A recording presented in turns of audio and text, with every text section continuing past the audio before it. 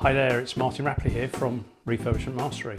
In this video I'm going to help you understand why you should avoid paying builders in advance of them starting work.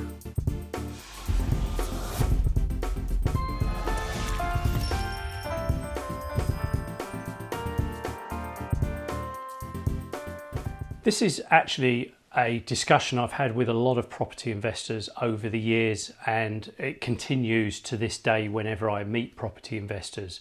And this is the fact that they have been asked by their builder to make them a payment in advance of starting the works.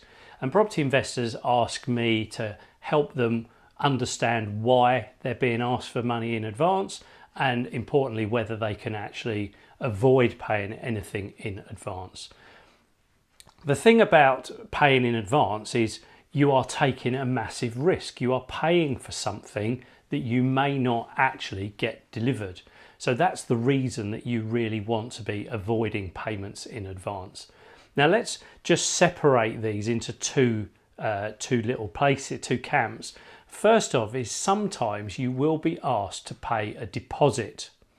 So if you're asked to pay a deposit to secure the services of a builder, the builder is going to start your project in 3 weeks' time. If that's a deposit, that might be £2,000 or so. It's not going to be a lot of money. If it's the builder that's asking for £20,000 in advance of starting, then that clearly is a lot of money and you are taking on some risk. And that's what you really want to be avoiding. You want to try and avoid the deposit type payments, but that's a smaller amount, and generally if contractors want them, you are going to struggle to avoid them. But payments in advance for builders really is a bad thing.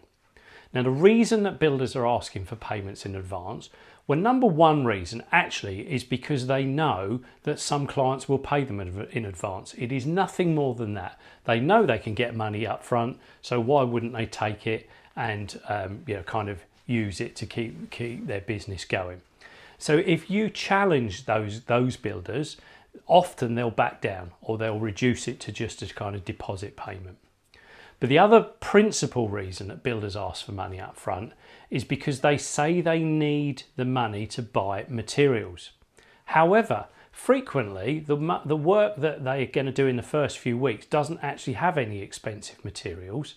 And the reason they really want it is because they need it to pay for materials to finish off the project that they're doing at the moment. And what's going to happen is as they get 3/4 of the way through your project, they're looking for a client that will pay them a deposit for the next scheme to give them the money to finish off your project. And those are the builders that you really need to be avoiding.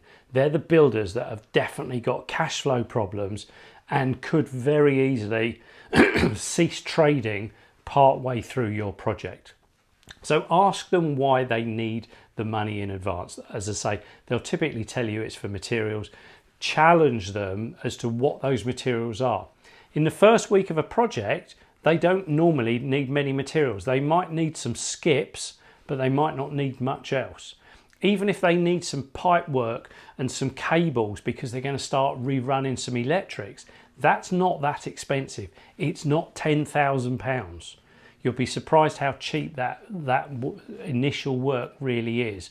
And so paying £10,000 really is the wrong thing to be doing at that stage.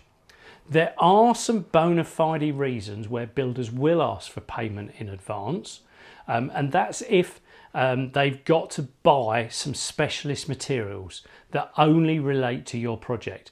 Often that's not at the start of the project. The kinds of things I'm thinking of are specialist staircases, a staircase that's been made to fit in your property. Perhaps windows, particularly aluminium windows, they're quite expensive and they're all made to measure. Perhaps specialist bifold doors and things like that you may need to pay in advance for. And in those cases, you may not need to pay the builder. It may be that you can actually pay the builder's supplier. And if you pay with the builder's supplier with a credit card, then you will have an element of insurance attached to that. And you've eliminated what is potentially the weak link. The suppliers aren't generally the weak link, the builder is the weak link. You don't want to be making a payment to the builder hoping that he's going to make it onto the supplier. So shortcut that triangle and go straight to the supplier and make the payment direct to them. If builders want a payment in advance, dig deep, find out what it's all about.